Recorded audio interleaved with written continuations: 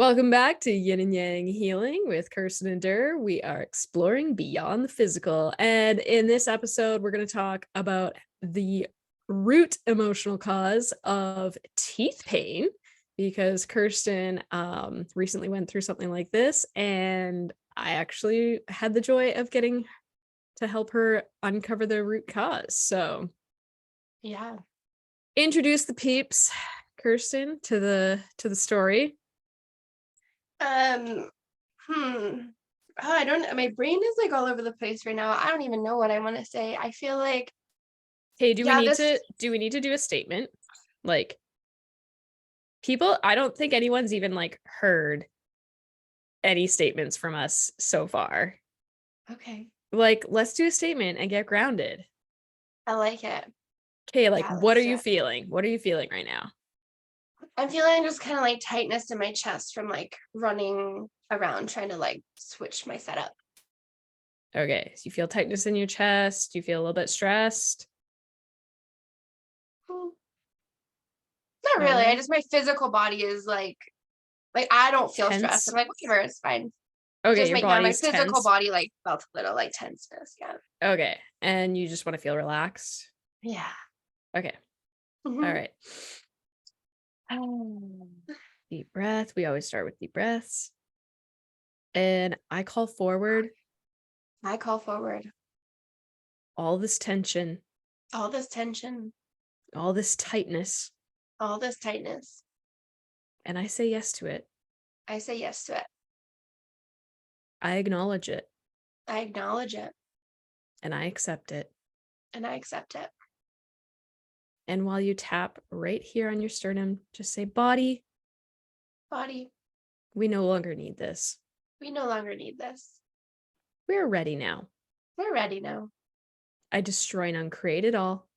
I destroy and uncreate it all. And one more. What energy, space, and consciousness What energy, space, and consciousness can me and my body be can me and my body be to feel relaxed to feel relaxed and talk on this recording and talk on this recording with total ease? with total ease? And anything getting in the way of that, And anything getting in the way of that, I destroy and uncreate it all now. I destroy and uncreate it all now.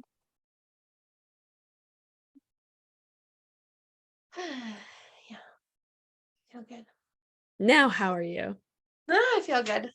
I'm like, hey, Hey, girl, let's do this. Okay, so what was kind of popping into my head is like, this is a talk about like tooth pain, but a lot of it does come down to like relationships still, like relationships with myself and feeling important within myself, feeling important within my family relationship, and the relationships still that like I have with men and feeling important. So although Right. it's like a tooth pain story, it's still a story about relationships ultimately, which is interesting. It's interesting I'm sure how that's going to blow some minds. Like, how can your tooth possibly relate to all this stuff? And Mhm. I'm just like reading some of the notes that because like we just did this session, what, like a week ago or something? Yeah. And I still have the notes. So that was kind of handy. But like one of the things that like we were just talking about earlier is how I muscle tested for like the subconscious programs, and that identification came up, and that made so much sense with like what you were talking about with like your relationships, and like how basically you've always had to have something wrong with you. And like what you were Yeah. saying was, Mhm. I'm just looking at the notes real quick, but basically you were saying something along the lines of like, I just, I just, there's always something, like you're like, there's always something, and I just want it to be easy. So it's like, you were like, your body was creating this subconscious pattern that you had to identify as like having something wrong with you. Otherwise you wouldn't be important, because of why else would anyone pay attention to you? Yeah.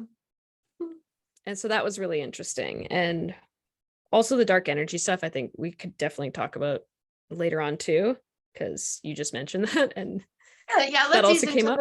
into like the dark energy. Um, we'll ease into that. But But yeah, let's talk more about yeah, like how that identification piece came into like your whole pattern and everything. yeah. So like a little backstory on the tooth piece is because I was saying like I kept staying in this pattern of like I kept having like this pain, and I was like, what the hell? Like why can't I let it go? Like why do I keep heading into this pattern of like pain all the time? And it started like 5 years ago. I had severe sciatic pain for 4 years. And then I had like a shoulder injury for like over a year. And then I was like, okay, I'm like resolved my like back injury. It's like pretty good. It wasn't even an injury. It was like I resolved my like sciatic pain, my low back pain. I'm pretty good. And like my shoulders, I fully resolved. I didn't move my body for like a year. I didn't work out because I just couldn't. Like my whole body hurt. And then I started working out again. And it was like interesting, actually. It just dawned on me now because I just got the other injury in my elbow when I was like doing something that like was important to me, of like taking care of my body, making me feel important. And then Mm-hmm. my elbow like started to hurt on the other side of my body. I'm like, what is going on? Okay, so like my elbow like gets a little bit better, and then boom, it's like my teeth. And I was like, why is it like I can resolve all these things and I have, but then shit keeps coming up. Like, that's why I reached out to you. I was like, I need to fix this. Like, I was freaking out about my teeth. My teeth were very emotional for me. It was so bizarre because, like, what do people do? Like, you get a toothache, you go to the dentist, you get a root canal, you go home, it's all good. You know what I mean? Mm-hmm. But not for me. It was very emotional. I cried like at the dentist. Like, I there's a lot of emotion and energy like stuck in like that tooth trying to like get my attention on like the root of it. And like there was a physical, because you had tested both, right? Like a physical and an emotional component, right?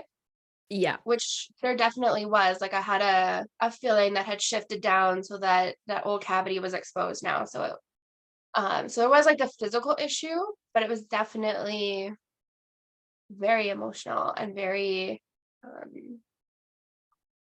when we had our session, it was a big like eye opener of like identifying with like needing to be in pain and like feel important. And um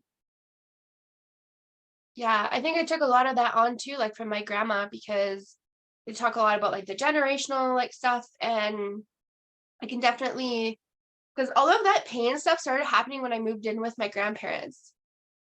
And it was like my grandpa wanted to like move here um because I was in school and I had been struggling for quite a long time, like working like 2 jobs in school.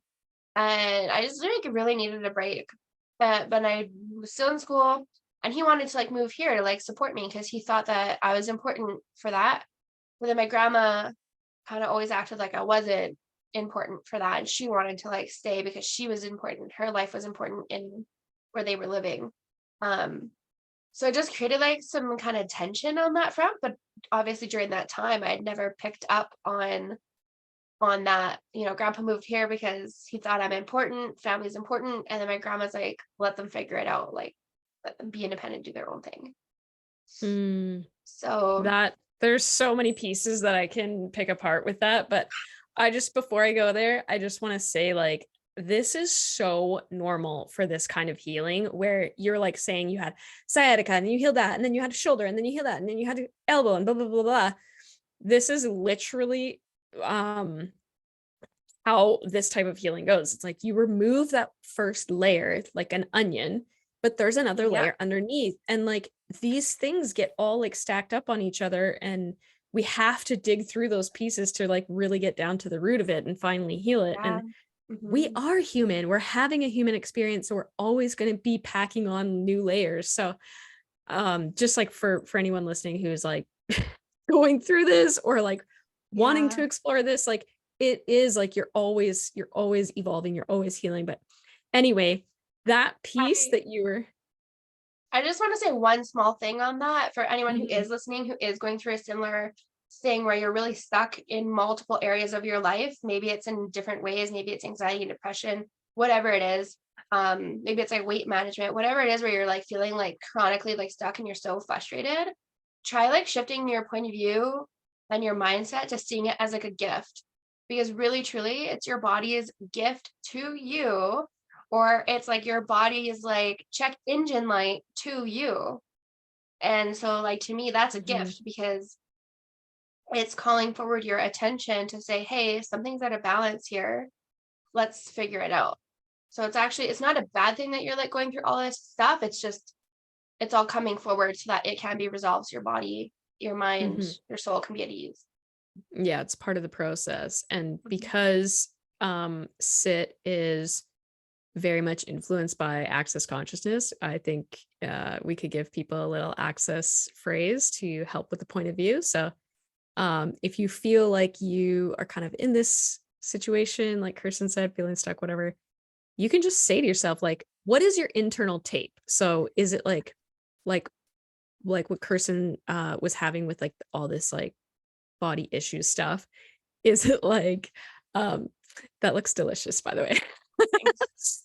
Is it like your internal tape something like, oh, there's always something wrong, there's always something wrong? So you notice that tape running in your head, you can say this statement: interesting point of view, I have this point of view that there's always something wrong with me.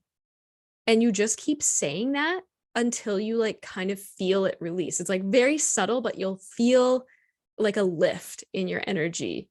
And that typically helps you kind of like change that point of view. It's like, what if? Then you can start asking yourself, what if there was nothing wrong with me? So anyway, Yeah, I forgot about um that one. I love that one. It's very good to like check yourself. It's a very good one to like check yourself, like gently. yeah, It's like I a feel gentle like like the checking. yeah, I feel like the other one that I really like, that's kind of similar is the judgments one. And I feel like I notice this about myself more now because I'm just more aware of it. But like when I'm judging people or judging a situation or judging something, and usually I become aware of it because I feel this like tension in myself. And I'm like, okay, I'm judging this or I'm judging them. So just using the access phrase, truth. If I wasn't judging this, what could I receive from it? Mm. Oh,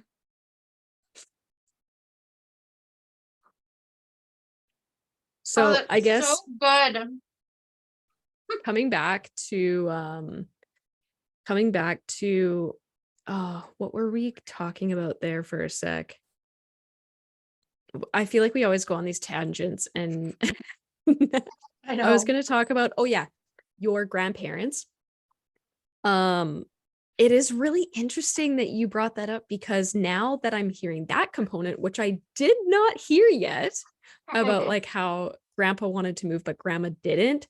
That is so fucking interesting to me that you say that because like I know that you've been exploring this like balance between feminine and masculine energy, and what your grandma was trying to do was a very masculine energy type thing, Yeah. and what your grandpa was trying to do was also a masculine energy type thing, like he was trying to give to you. And Yeah. anyway, um so it's kind of interesting that you bring that up as like a generational pattern, because yeah, one of those patterns that had come up in your session was about how like all the women in your family for generations were very much like female empowerment and like we're independent, which is totally fine, but there's like a time and place for it when you are bringing in relationships into it.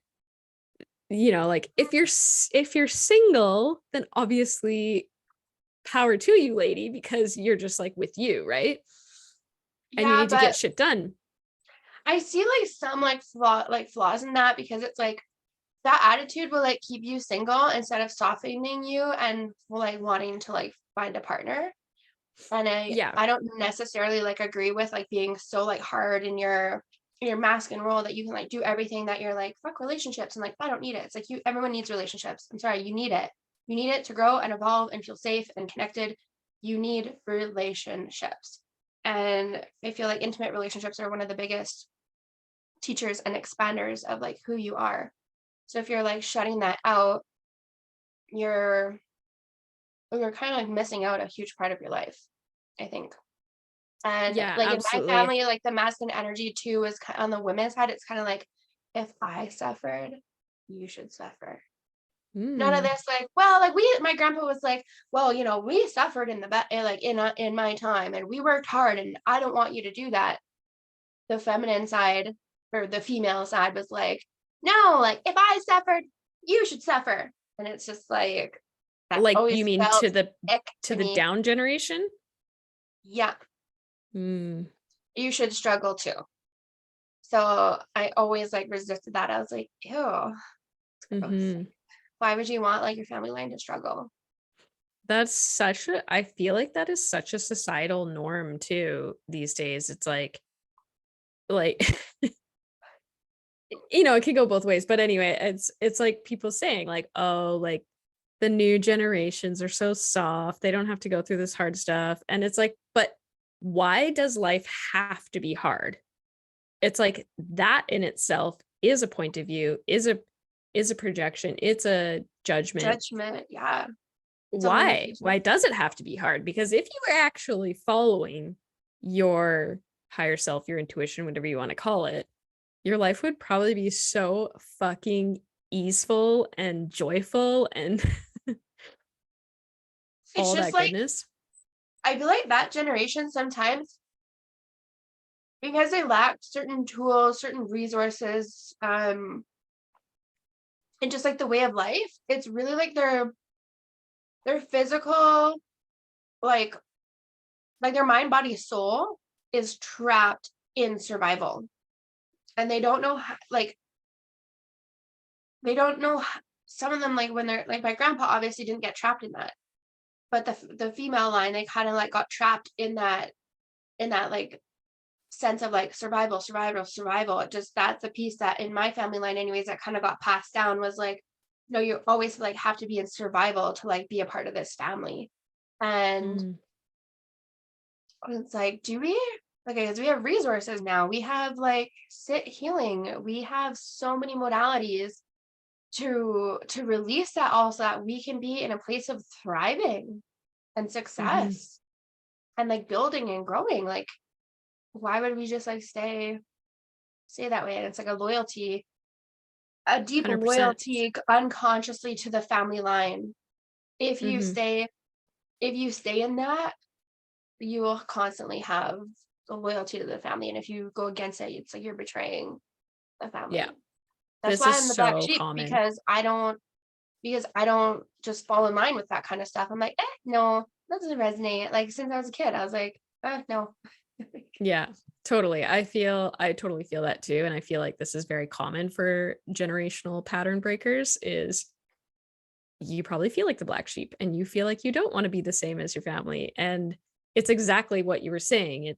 And I see this all the time in my work with clients is it is a loyalty to the family. It's like there's so many times that you have these patterns, these behaviors, these subconscious beliefs, and it's subconscious. So it's tied subconsciously to these like loyalties to your family. It's like, what if I didn't do this? Is that a betrayal to my family? But it's like you really think about it, it's not really a betrayal. It's just like your subconscious like thinking Right. that it would be. Yeah. But anyway, I I just want to go back to do you mind if I share what your like muscle testing results came up for your Yeah. tooth? Share, Okay. please. So first of all, it was it was upper molar, I think it was. Yep. My So right upper molar. paint upper teeth emotionally represents not understanding the big picture. So interesting with your story. And painful is the inability to be decisive. So anyway, with that being said, what I had come up with in the muscle testing process was that excuse me, there was a lot of defensiveness, rejection, excuse me, self-abuse, fear, dread, made wrong decision, which is interesting because the pain is about being indecisive. Um, and yeah, related to more of a like father figure, hence your dad's and grandfather. So I guess I don't really know where I was going with that, but What age came up again? age 3. Oh And yeah. that's yeah, you were that was like kind of like when you were saying that like your stepfather came into the picture, right? No, that's when he came in when, like, pretty early on. That's when my sister would have been like around the time she would have been conceived. And he probably Oh, like right, told right, me, right. yeah, that she was like conceived. And then I think that's when Right. like the first time I started feeling like unimportant, like Right, because that's when your unworthy. relationship with your stepdad shifted. Right, right, right. Yeah. Yeah. And So, yeah, that makes a lot. So that's how we drew this big pattern of like why this was related to your relationships with men and your self-worth, because it's like you were saying, you didn't feel important because your stepsister was basically treated way above and beyond you within like an instant, right? Like as a child, you're probably like, what the fuck? yeah. I'm just a piece of Yeah, garbage now. when we were like super young, like as he got older, he turned out to be kind of shitty to her too. But like when we're super young, like obviously my brain is not conceptualizing that. So the Mm-hmm. emotion still is there. And it actually caused a lot of like relationship issues in its own self with my mom, with my grandparents, with my grandparents trying to overcompensate for like me. They could see that at that time. It created a rift with me and my mom energetically, like because my mom didn't feel connected with me because they were always kind of like stealing me away. I was like their redo child of their children, and it, my hurt of how I got treated by my stepdad, that affected my relationship with my sister down the road, because she was like, he never treated me that good either. Like she's coming from her life story and her point of view, right? And it's like I'm Mm-hmm. coming from like my younger self when she was like an infant and like maybe up to like 4 years old, right? Yeah. Where she's coming, where she more remembers like as she's older, like he wasn't really like around. So we both got like the short end of the stick, but I didn't, because grandparents like made up for it. Nobody made up for it for her. So it was like I just like born into this family, and I felt like I had taken on all of this like blame for like all of these like things that happened. And I used to say, I was like, I was just born, like I didn't do anything and do anything wrong. I just was born, and like all these problems are like my problems now. Like, Right. and then yeah, it's interesting. Like I had to tell them, I was like, if you have a problem with like, the way that grandparents, tried to make it up to me, I'm like, take it up with them, because that's not me. I wasn't born out of the womb and be like, treat my sister, like love me more because I'm more worthy. Like it wasn't like that. I was like, I didn't know. So you can't take that out on me. You have an issue. Same with my mom. I was like, you have an issue with the grandparents and how they treated me and like loved me more and like whatever. You got to bring that up with them. Like I'm not like the emotional punching bag for everyone's shit in this family. Mm-hmm. Well, that's good that you have those boundaries. I'm sure there's a lot of people that don't even have those boundaries with their Took a while family. to get Like to that point, I will say. the ability to even just say something like that to your family is like, hey, like this is not my like this was not Yeah. my actions. I was just receiving the love. Yeah. Um, But then I also like through all of that, like through all of like the self-development and personal work, that's how I got to that point where I could actually like say that to them.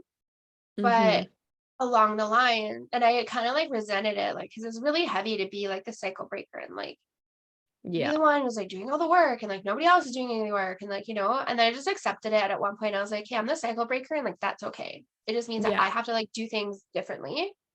I think that's And important for people to hear and know, because it's easy to like fall into that like victim mentality of like, I didn't choose to be born in this family, but it's like, for same. those who are like really into like spiritual stuff, yeah, actually you did. Like your soul chose your family for a reason, and Yeah. you are in that family for a reason. And I totally get it. It's fucking hard being that person in the family, because it is heavy, and it is fucking hard to like break so many of those patterns, but you're there for a reason. And I think that in people just knowing like, I am the cycle breaker for my family, that's almost a bit more empowering than just being Yeah, like like, take pride in it. It's a big role, but I think that you were chosen for that.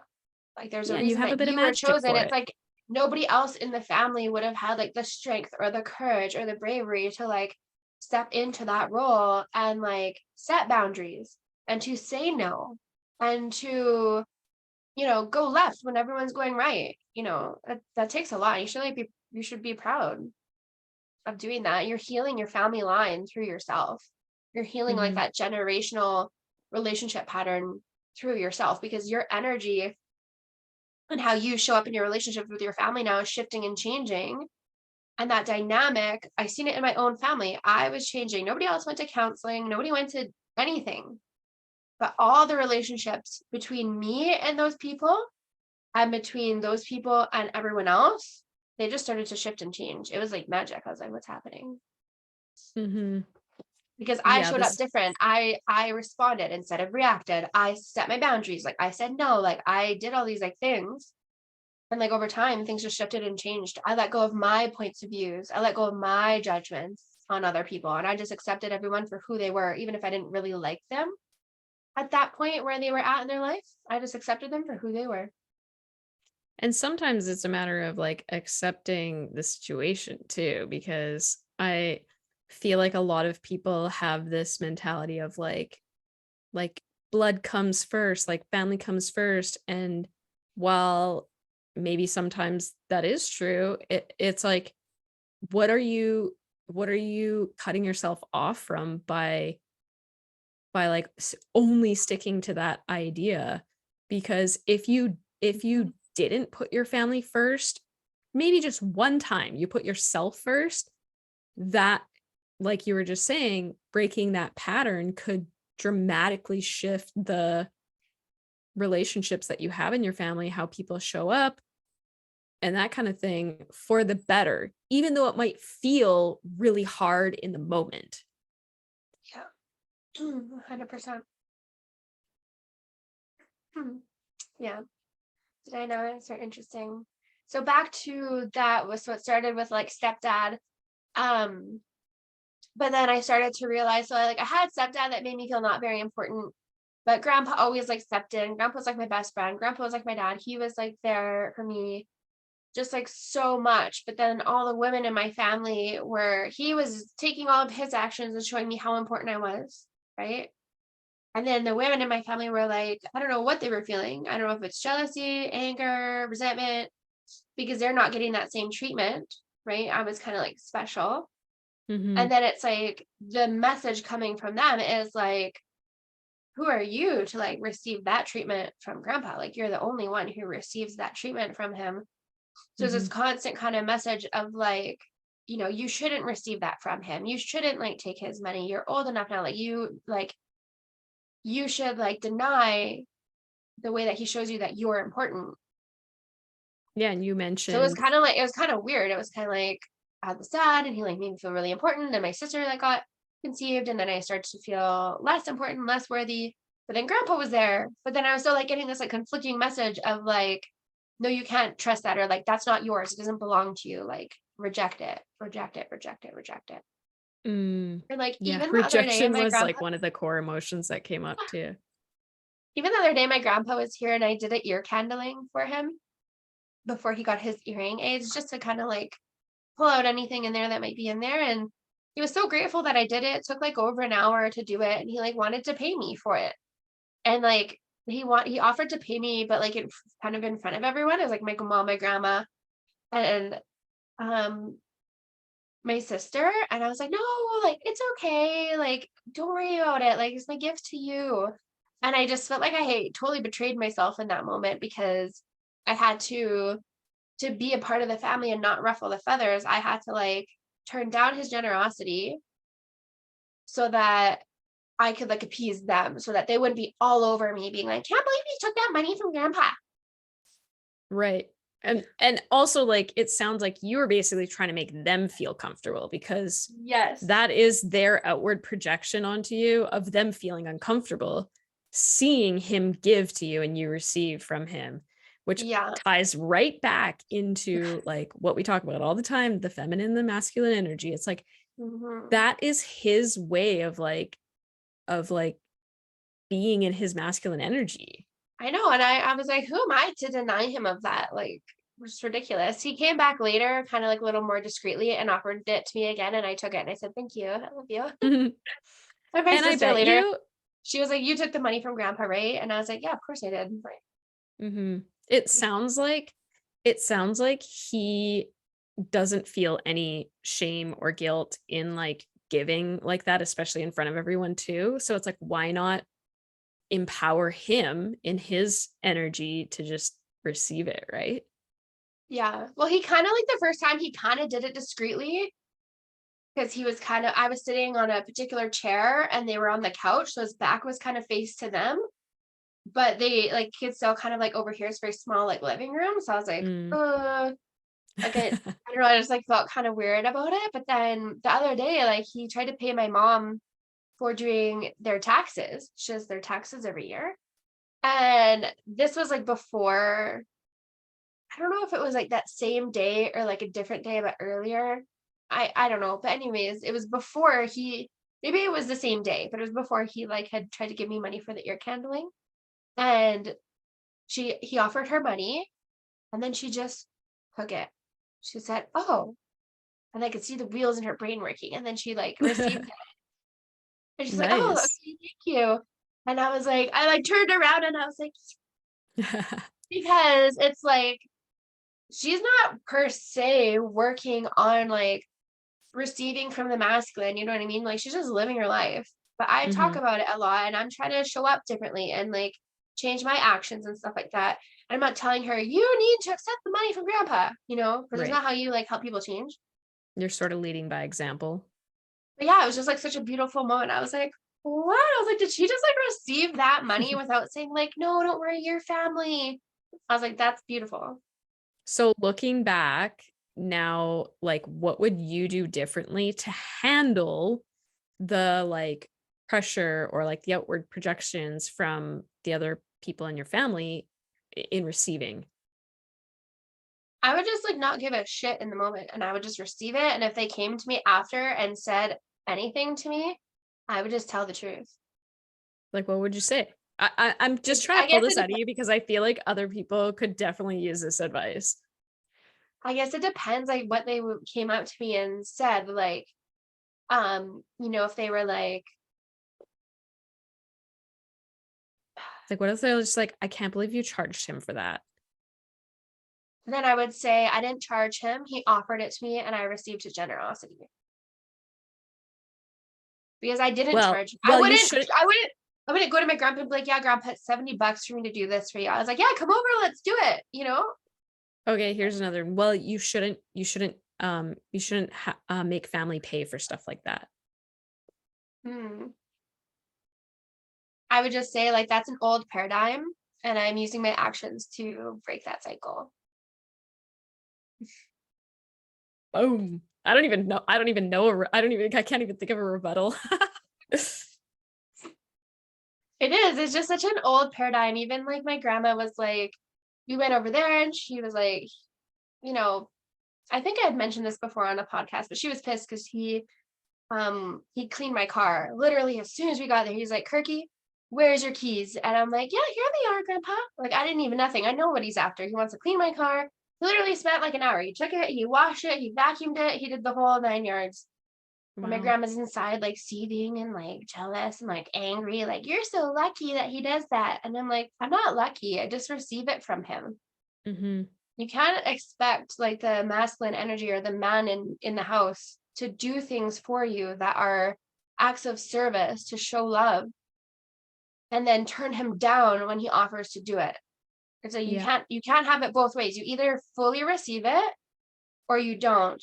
But it comes back to like that generational pattern of like not feeling important, not feeling worthy of receiving that from the man. And like that's my grandma's like pattern that like it's not like I'm holding her emotions on that, but it's like that pattern is kind of seeping down into generations where it's at Right. me, where it's like you're not important to like receive the gifts from a man. Like who are you to like receive that? So I'm never going to receive it. She'll never receive it. And even my mom said, she said, even if he offered it to you, you would deny him and say, no, no, no, like I'll clean my own car like next week because I'm an independent woman. You know what I mean? And So are you willing to talk a little bit about how is their relationship with that not so much polarity? it's not that good. It's hard to see it. And it's funny because that weekend, like my mom had like witnessed it too. And she kind of looked at me and I looked at her and I was like, you're noticing that, hey? And she's like, yeah. I was like, yeah, it's really different when you notice it.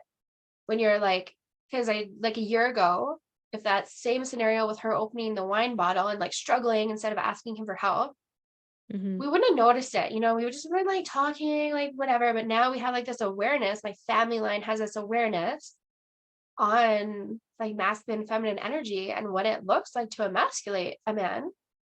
And it's like, it's icky. And you see it and you're like, oh, Mm-hmm. that's like a And whole like another level. When you like see it, you're like, ew. and your grandmother, I'm sure, probably witnessed or experienced something similar in her upbringing as well. Um, She and probably when you felt like not that important because she was the eldest daughter and her brother was the eldest of all the children of 8 children. And he was mm, very important because that was like the time where like the boy is important. He's the eldest. He could like do no wrong. So I could definitely see that like she would that is have to super like do interesting. everything like because she's like the eldest daughter. So she's already like taking on like um that like role of like being in control, taking care of the siblings and like doing stuff on the farm and all that. I could very much see that. And then she gets married, gets divorced, and like, you know, so she's got to like continue to like kind of stay in that masculine energy and like be independent. And it's very hard for her to like release and let that go. But the reason why that this work is so important on your relationships is because I can see that she's hurting inside. It hurts her that she doesn't have the relationship that she wants. And it hurts her that she doesn't receive the love that she wants. But ultimately, at the end of the day, she's in her own way. Mm-hmm. It's Yeah, and not when it all his fault. It's like you're in your own way and yeah, you're hurting your own self. yeah, and this is exactly like what we would heal because when it really boils down to it, is it really such a big deal that he is cleaning your car? No, it's not. He wants to do it, let him do it. It's not like you're forcing him to do it. And She's and upset because he never cleans her car. Not that he's cleaning my car. And she says, you're lucky because grandpa never cleans my car like that. And it's right, like, but it's like you were saying earlier that like if he did offer to do it, she'd probably just be like, no, no, no, no, which in turn is gonna make him feel like it's like, why do I yeah. even offer, right? And she And emasculates him all the time. And we have an emasculated like man in the house. He's not going to want to do things like that for you. He's going to act out like a child because you're treating him like a child and telling him what to do and like do this and like put this shirt on and close the door and do like, you know. but also telling him not to do something is the same as telling him to do That's something. You're right. telling Yeah. him to do not a thing.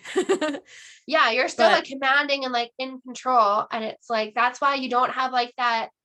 And then I could see my relationship reflecting with my ex. I could see that that relationship reflecting my grandparents' relationship. And I was like, oh gosh, okay, if I could just work through this and like let this relationship go, I feel like I've worked through all my like karmic relationships in my family to break the generational cycles. I feel like the next person is going to be the guy I marry, because Oh, that wow. relationship was such a mirror mimicking of my grandparents' relationship. It really was. Mm, And I was like, I just can't be in like that cycle where it and was that like, really, it's like the sorry. he probably triggers her to be in her masculine because he's maybe not creating like safety. And then, she is like not feeling safe. So it's a constant cycle. So then she'll like constantly emasculate him. It's just like this back and forth with no Right. love, no playfulness, no desire, no true care for like the other person, just like a hateful, turns into a really hateful relationship. And that, well, that kind of brings it back to what you were saying earlier in the episode of the importance of having a relationship is you need that mirror. Like we Yeah, as like humans and energetic beings, like we need that mirror to be able to break patterns and evolve and become a better person, a better soul. Um, so yeah, so that's huge. And also I just want to quickly bring it back a sec to that belief that we were talking about with your grandmother of like, how she grew up and like had this like belief that she had to like be in control and do all this stuff and blah blah blah. And that's exactly the kind of stuff that like we help people break. It's like, so if you have hmm, this subconscious belief, um so I feel like the best way for me to explain it is just to use a quick like clearing statement of like all the lies I've bought and sold that I have to be in control, I can't receive from anyone because that's not safe for me. I destroy yeah, and create it all now because yeah, this is a false belief. And so we yeah, would use something like that to break these false beliefs so that now you absolutely. can start receiving and like being the way that you want to be and not living an unhappy life. Yeah. And I think like the work is really like important. Like you might already be in a relationship, but if you're single, this work is so important because that importance piece of like you're important and your worthiness to feel important. I feel like if you're not feeling that, you might end up choosing a partner out of like that feeling, conscious or unconscious, that you are not important and you are not worthy enough to choose like a higher caliber person. So you choose someone who's got like the trauma and got the jealousy and got all the stuff and makes the relationship hard because it's like that's where your energetic match is at in terms of like your importance. So you're Mm-hmm. going to like you can't you can't be here energetically, emotionally with like how you feel about yourself and then expect to be with a person who's like up here. You're gonna like find a person that's gonna meet you exactly where you are, and that person is gonna mirror to you all of your things, all of it. And also just becoming like aware of those like inner tapes that you have running can help you when you do get into the relationship to create a secure attachment with them. So like I'm just bringing this up because this is like something that I noticed in my relationship where like we would like trigger the fuck out of each other, but Mhm. in like not dealing with our own like false belief, inner tape, whatever you want to call it, it became really hard for us to like create that secure attachment. So we had to like realize, okay, this is the issue that my partner is having. How can I care for them in that moment? And then when you can use like the techniques that we talk about on here with like the feminine masculine energy, you create Mhm. that polarity. So now you're starting to care for each other in the way that each other needs and you Right. become secure because it's like I hear people all the time like saying like you have to work on yourself. You have to work on yourself when you're like signal and whatever. And like, yes, I agree with that to a certain degree, but I also think that there is a like component of the relationship that you can only ever Access. fix when you are Yeah. together. Yeah. 100%. That's why I said in the beginning, like, you know, I don't think it's okay to hold the mentality of like, I'm just like single. And, it's like, yeah, you want to obviously maybe stay single until you like meet your match right? Like that makes sense. But Or don't it's be so even like, ingrained and so attached to like, I'm gonna be single and like I'm so happy being single. Like, shut the fuck up. Like, no, you're not.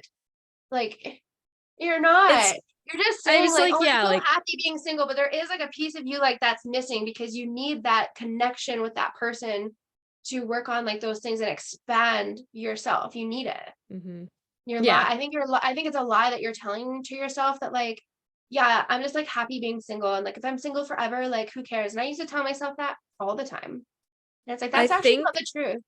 I think there's a bit of a confusion there because it's like I will totally admit it. I have said to myself, it's just I'm happier being single, but that's a lie. The A lie. truth to that is that it's easier being That's single right. because Yeah, nobody is steering you, nobody is triggering you, and you're that's not right. having to work on those pieces. That's And right.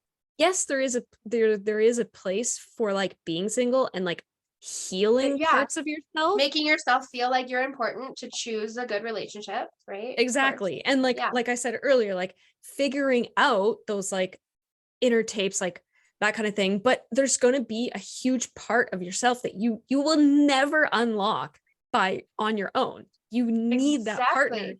You need to, it. So crucial. yeah. It's so crucial. But that's why this work is so beautiful because like literally in one session, two sessions, I feel like you could unlock whatever that is that's keeping you from putting relationships like out and building a wall around yourself of saying like, no, I'm not getting into those intimate relationships. Because ultimately at the end of the day, like when you do the work on yourself, when you are single, you're doing the work for me in my mind of like choosing a better partner up front, right? So it's like instead of saying, oh, well, I just like choose shitty partners and like all these guys are shitty or these girls are shitty or like, everyone's shitty. I don't know if you ever like hear that all the time, but everyone seems to say like they're all shitty. It's like, are they all shitty or just the ones you choose are shitty? Because you obviously haven't been Or with them all. yeah, or are you projecting your shitty You're, pieces? yeah, you're exactly. So it's like, Because I do hate to that break piece it to on you, yourself. cupcakes, but no one here is fucking perfect. Like Yeah. you can pretend like you're the fucking bee's knees, but I guarantee you every single one of you has something to work on. And Yeah. you And like won't that's, know about it until you get into the relationship. yeah. And like that's a radical ownership piece. And that's why I want to like do this for people and create a program on that because it's so easy to get caught up in the blame game of like, it's everyone else except for me.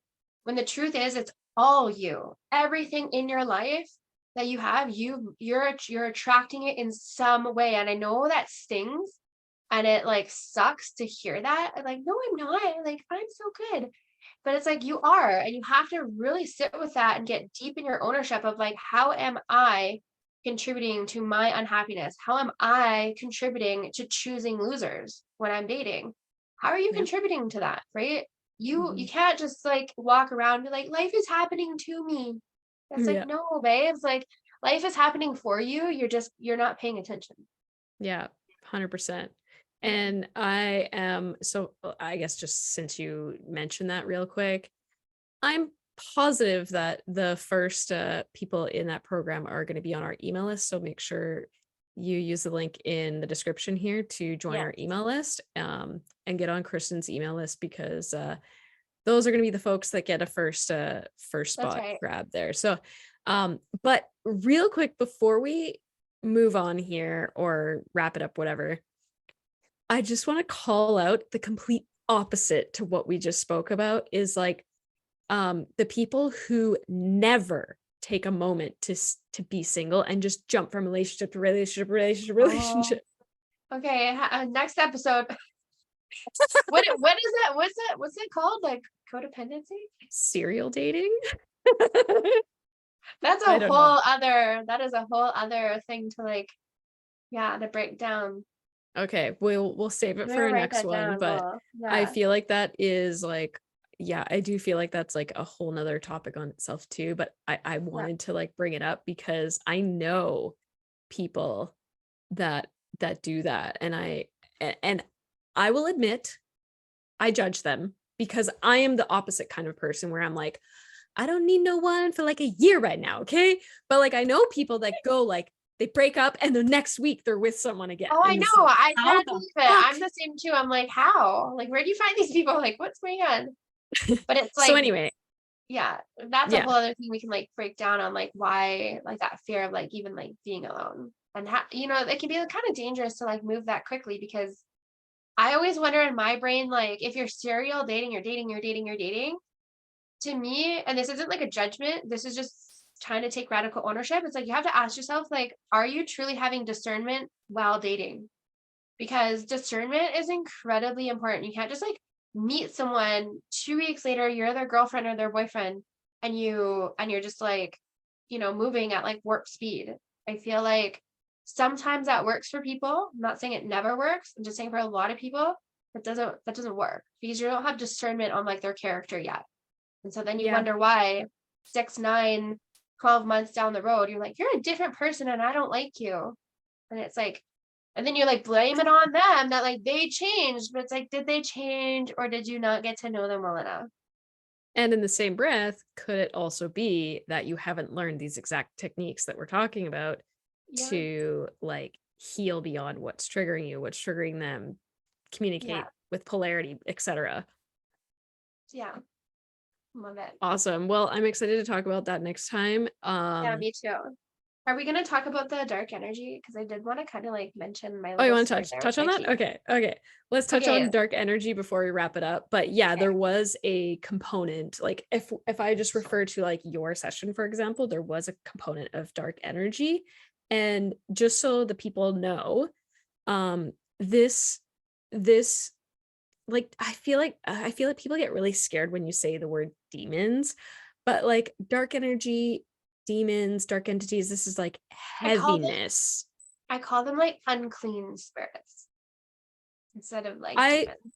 okay, yeah, Yeah, that's just because that's like demon people are like every time I'm like, yeah, the demon, and I'm just saying it like, so casually nonchalant, and they're looking at me like, well, I demon? feel like what But people terror think in their of when eyes. they hear that is they think of like the dark shadow with the red eyes or something like that. But like the way that I describe it is it's a heaviness, it's like a lower energy, and Yeah, like you it can have like is demon of anxiety or like demon of like depression, like that's yeah. that's what it is. It's and I see demons as like these like energies or spirits that are pulling you away from your truth and from your higher self and your connection to like creator, God, like universe. I feel like that energy that can get kind of stuck, its job is to like pull you away from like the truth. And it Yeah, kind of and keeps you.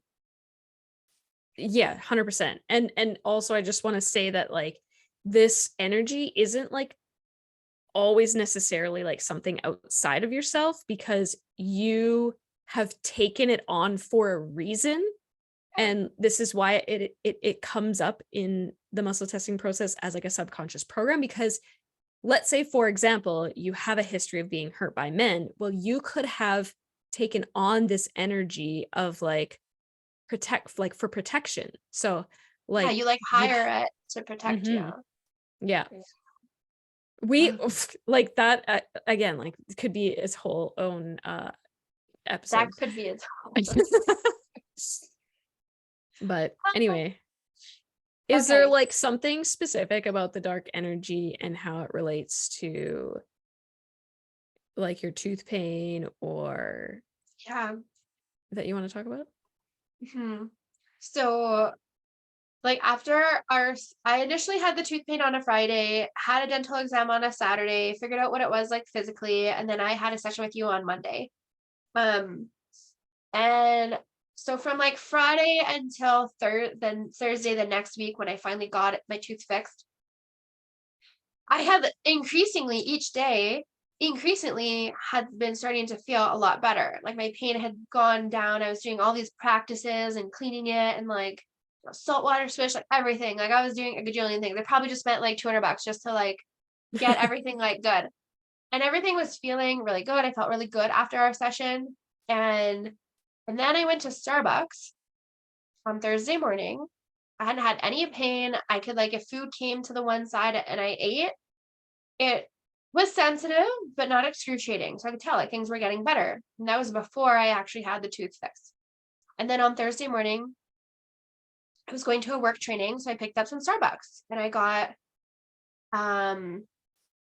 like a sandwich and a matcha latte. That's like that thing I always get. Like it's my favorite order. But okay, so this is kind of like out there, but I had kind of been seeing some things on TikTok about like their logo, the Mm, siren, okay. and kind of like the Oh, background about on that. Starbucks logo, to clarify, not Yeah, TikTok's the logo. Starbucks logo, the siren, and just how like they like picked it and like why they picked it and like just Hmm. like a little bit to me, it felt like a little bit of unclean spirits maybe like hanging around like Starbucks to like look because a siren is like a mermaid, but like more sinister. They like would lure like the folklore would be like they would lure the sailors into the water with their beauty and their sound, you know, like a siren, and they would lure them in and then they would like kill them, right? And so I was like, huh, Starbucks is going to ban our podcast. probably. Anyway, sorry, keep going. Okay, so I had kind of like seen something about Starbucks like quite a few like months ago, like quite a few months ago, okay? I've been having Starbucks since I'd seen that initial video of like that it could be kind of like evil, Hmm. kind of like demonic, like energy. And I was like, whatever, I still have Starbucks, like no problem. Everything's fine, like nothing ever happened. Um, but when I had it that day, my mouth just all of a sudden was like excruciating pain all over again. And I was like, what is happening? And the reason I kind of figured it was like some sort of like dark energy or entity from like that Starbucks. Cause it to me, when I think about like these demons or dark energy, it's kind of like there's certain things that open doors that allow them to come in Hmm. sometimes. And so I was kind of thinking in my head, like maybe me going to Starbucks on that particular day, stuff with my tooth, it was like opening a door to like this pain.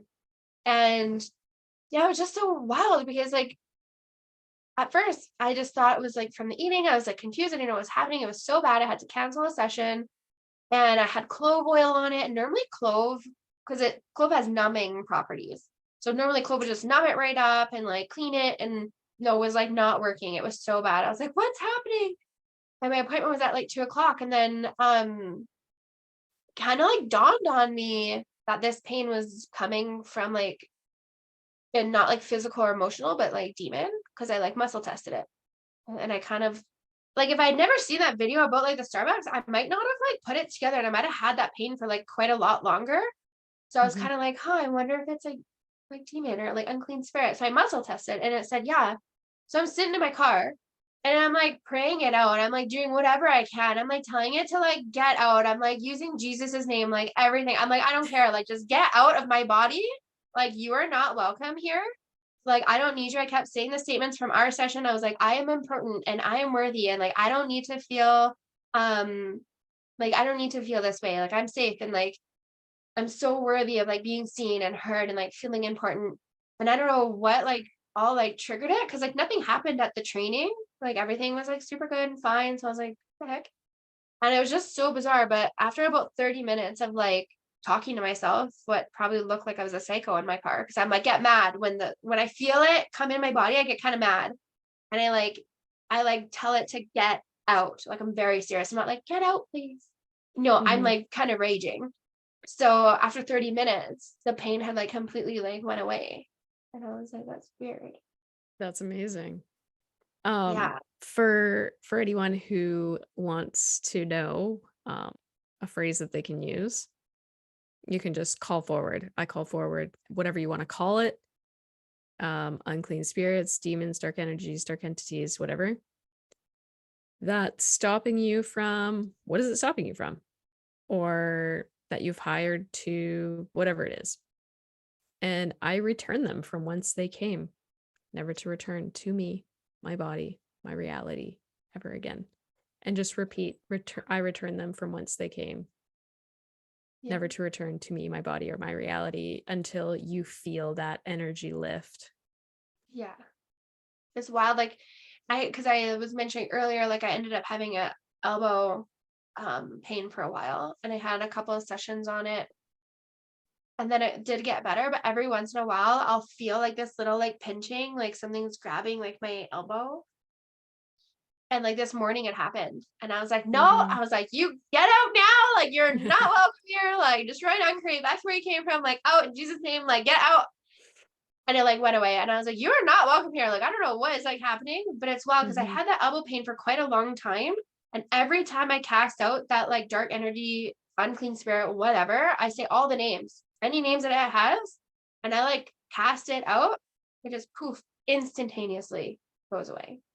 I'm like, Yeah, so I guess I just want to say to anyone who's like experiencing that like as a recurring, that tells me as for whatever reason, I don't know why, I tend to attract people who have a lot of like dark energy that needs to be cleared, but my what dark energy in you needs to be cleared.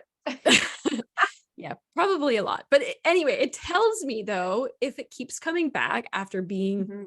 cast away, that it's trying to basically call your attention to something else subconscious that just is unresolved. And it's like we said earlier, it's like there's so many layers. But the Yeah. fact that like now you're aware of it, that Yeah. helps you keep it off. And there's probably Yeah. just like a small little additional piece that either needs to still be integrated from the original healing or that is still unresolved. Hmm. I Perhaps. love Yeah. that shit. I love Yeah. that shit. For sure. Me We got to do too. an episode on It's that. so, yeah. Yeah, definitely you should do an episode on like dark entities. Yeah, So, just shall we wrap it up? right. Yeah. Yeah. All right. So, thanks y'all for listening Yeah. Thank you. to podcast or episode number 4 Yoo-hoo. already, which is awesome. So if you want to work more closely with Kirstin on, these relational type issues that we spoke about today, use the link in the description and you will be added to our email list so that you can connect with Kirstin. Yay. Yeah. It'll change your life because your relationships are like they're a huge component of your life. It's a huge pillar, right? Your health, your relationships, your career. It's a huge pillar. Mhm. It's not just like nothing. 100%. Just yeah. Just like your Those sleep is like it's like a huge pillar to like health. Like your sleep is like crucial. It's one of the 3 like major pillars that people look for solutions for in their life, which is health, wealth, and relationships. So Yeah. yeah, definitely needed. So anyway, thanks again for listening, guys. If you haven't already, Yeah, make thank sure you you. subscribe and we will see you Hey, on. before we leave, where can Yeah, people listen to our podcast? we're on like pretty much every platform. So I was just going to bring it We're up on here like just so I can on like rattle them Google. all off, but Yeah, we're on Google definitely. Podcasts, we're on Spotify, we're Apple. on yeah, Apple, we're All on of it. Apple podcast. We are on, I will tell you, we're on a lot because I use this sweet software that helps us just go to everywhere. We're on Great. YouTube as well. If you want to Yes, we're watch, on like if you guys YouTube. are just listening to us and you want to actually see us, you can look us up on You can YouTube, Yin and Yang Healing. see me eating my Um, toast. but yeah, we're on Spotify, Apple Podcasts, Google Podcasts, um, Amazon Music. Yeah, Amazon Music. iHeartRadio. We are on Pocket Casts, Radio Public, Stitcher, and I think that's about it. Cool. So we're kind of like all over the place. So, choose whatever works best for you. My partner found us as well on Double Pod. So if you're using a different kind of podcasting episode or app, you should be able to find us as well. And yeah, Cool. all good. Yeah, well, we'll see you next week.